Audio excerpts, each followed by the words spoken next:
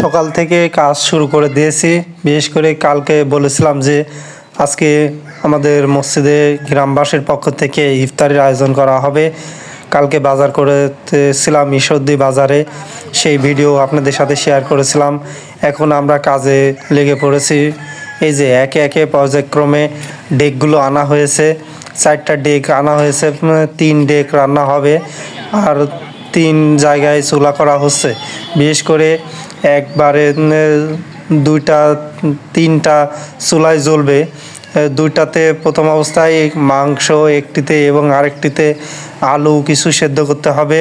এরপরে পর্যায়ক্রমে 2টা চুলায় রান্না করা হবে, খিচুড়ি রান্না করা হবে আজকে।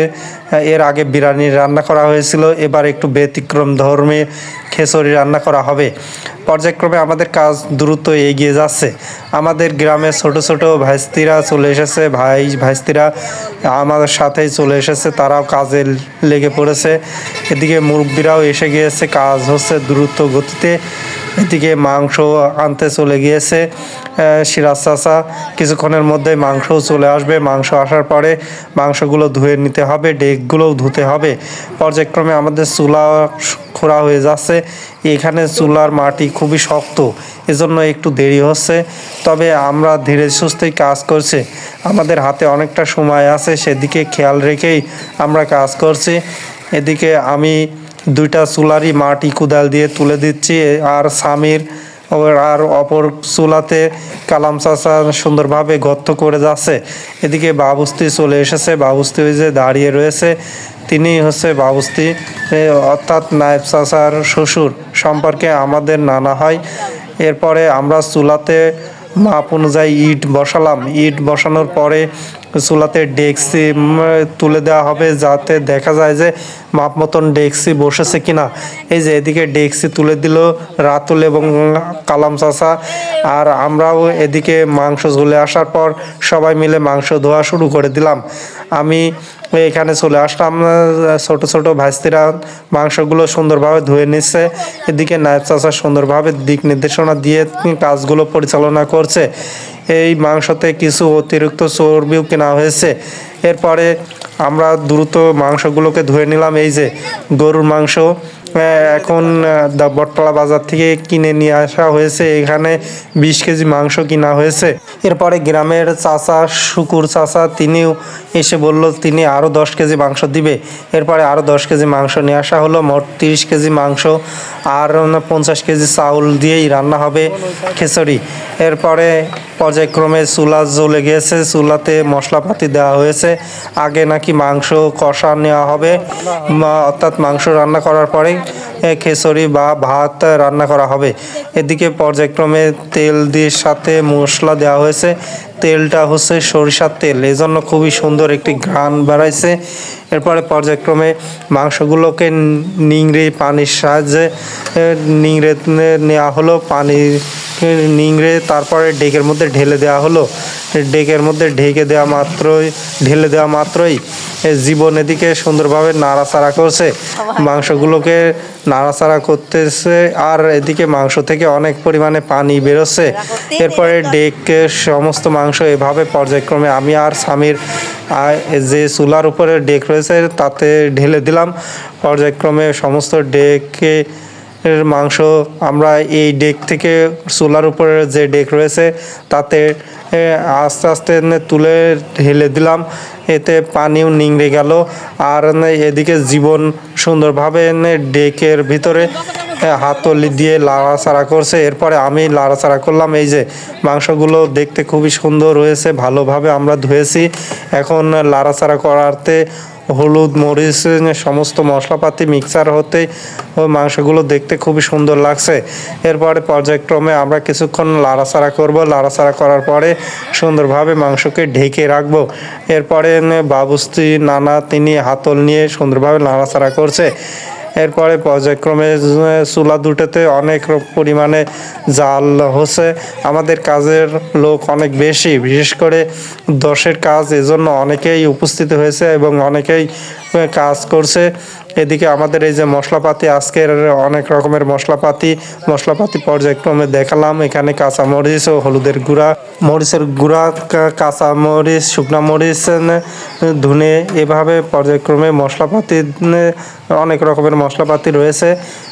এর মধ্যে বাবুর্চি নির্দিষ্ট পরিমাণে মশলাপাতি ডেকের মধ্যে ছেড়ে দিচ্ছে। ছেড়ে দেওয়া মাত্রই কালাম চাচা নাড়াচাড়া করছে। এরপরে কালাম চাচা টেনে নিয়ে আমি নাড়াচাড়া করছি।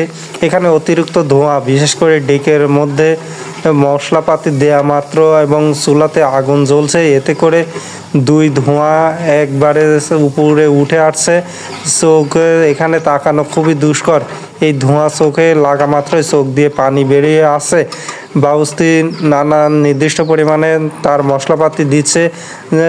বিশেষ করে আমরা 3 ডেকে রান্না করব। এখানে প্রায় 17 কেজি করে এক ডেকে চাউল দেওয়া হবে।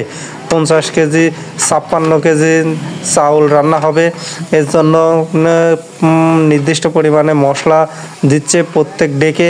আর সমস্ত মশলাকে 3 ভাগে তিনি ভাগ করেছে। 3 ডেকে সমানভাবে মশলা দিবে, এতে করে যাতে শুধু এক ডেকেই যেন বেশি মশলা না যায়, এদিকে তিনি খেয়াল রাখছেন।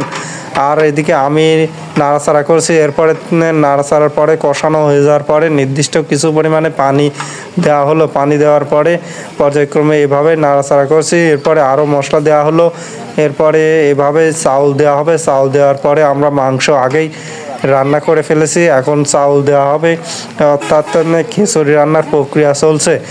আর আমরা এর আগে যে যুব সমাজের উদ্যোগে ইফতারির আয়োজন করেছিলাম, সেখানে আমরা বিরিয়ানি রান্না করেছিলাম। আর গ্রামবাসীর আয়োজনে যে ইফতার মাহফিল করছে, এখানে খিচুড়ি রান্না করা হবে। এই যে লাল চাউল দিয়ে আমরা খিচুড়ি রান্না করব, এই চাউলের স্বাদ বা টেস্টই আলাদা।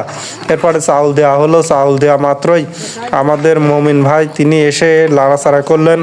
আমি একটু রেস্ট নিলাম। এরপরে আমাকে বলা হলো যে এর মধ্যে আলু দিতে হবে।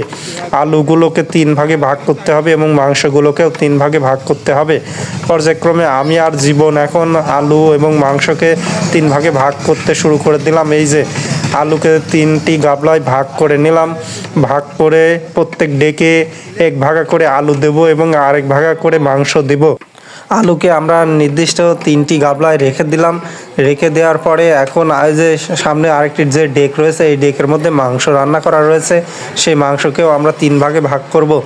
যখনই আমাদের চাউল কষানো হবে, অর্থাৎ মশলাপাতি দিয়ে নাড়াচাড়া হচ্ছে, এরপরে পানি দেব। নির্দিষ্ট পরিমাণে পানি দেওয়ার পরে ভাত যখন আধা সিদ্ধ হয়ে যাবে, তখনই মাংস এবং আলু দিয়ে দেব। আলু দেওয়ার পরে আমরা এরপরে আরেকটু জাল দেব। জাল দেওয়ার পরে ডেককে সুন্দরভাবে নামানোর পরে উপরে হচ্ছে আগুন দেব।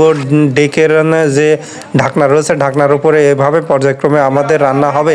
এই যে আমি গরুর মাংসগুলোকে 3টি ডেকে সমানভাবে ভাগ করে তুলছি।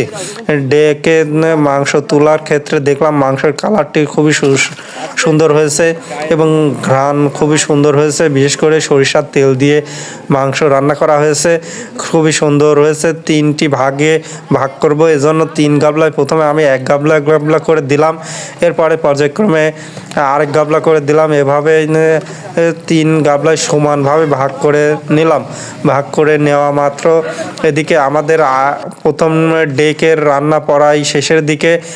এতে আলু এবং মাংস দেওয়া হয়ে গেছে, নাড়াচাড়া করা হচ্ছে। কিছুক্ষণের মধ্যেই প্রথম ডেক আমাদের রান্না হয়ে যাবে এবং নাববে।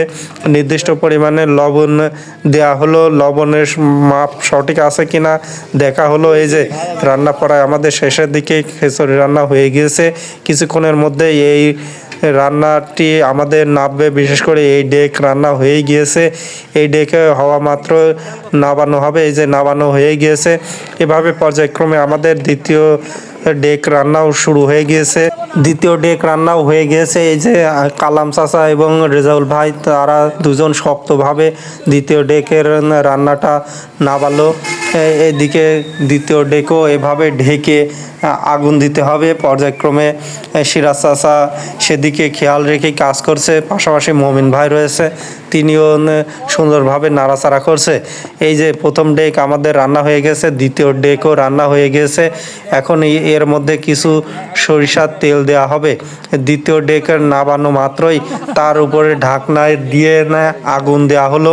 আর প্রথম ডেক রান্না হওয়া মাত্রই এতে কিছু সরিষার তেল দেওয়া হলো। এতে বাবুস্তি নানা বলল যে এতে নাকি খাইতে খুবই সুস্বাদু হয় এবং একটি সুন্দর সরিষার তেলের ঘ্রাণ বেরোয়।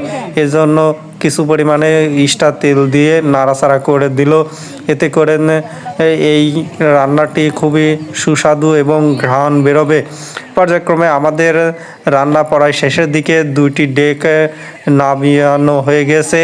এখন আমাদের তৃতীয় ডেকটিও নামানো হয়ে গিয়েছে। প্রায় কাজ শেষের দিকে, আমরা কিছুক্ষণের মধ্যেই আমাদের 3 নম্বর ডেক নামানো হয়ে যাবে। 3 নম্বর ডেক নামানো হয়ে যাওয়ার পরে আমাদের এখান থেকে ডেক ভ্যানে করে মসজিদের ওখানে নিয়ে যেতে হবে।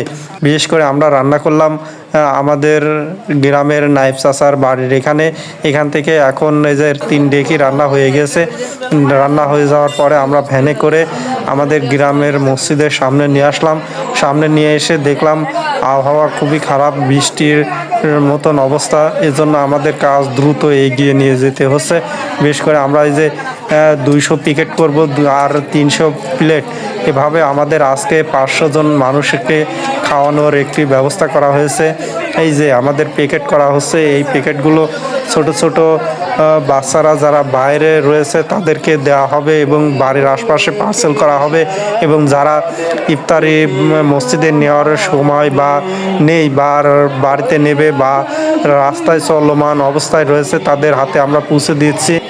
এরপরে আমাদের মসজিদে যে সকল রোজাদার ব্যক্তিরা আমাদের এই ইফতার দোয়া মাহফিলে এসেছেন তাদেরকে আমরা সুন্দরভাবে বসিয়ে দিলাম। এরপরে আমাদের যে স্বেচ্ছাসেবক রয়েছে তারা সুন্দরভাবে হাতে হাতে প্লেটগুলো পৌঁছে দিয়েছে। এদিকে মসজিদের নিচের জায়গা তো ভরেই গিয়েছে, উপরেও ভরে গিয়েছে মানুষ, আর বাইরে কিছু রয়েছে। বিশেষ করে আজকে আবহাওয়া বৃষ্টি হওয়ার কারণে আমাদের খুবই হিমশিম খেতে হয়েছে। আমি খুবই ক্লান্ত হয়ে গিয়েছি। আমি এই যে খুবই ক্লান্ত, আবহাওয়া ঠান্ডা হওয়ার কারণেও আমি ঘেমে গিয়েছি।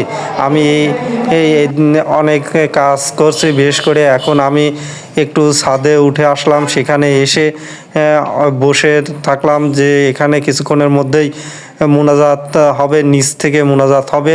উপরেও ভরে গিয়েছে, এই যে নিচে মোনাজাত হচ্ছে, নিচে উপরে সমস্ত জায়গায় আমাদের মসজিদে ভরে গিয়েছে রোজাদার মানুষ।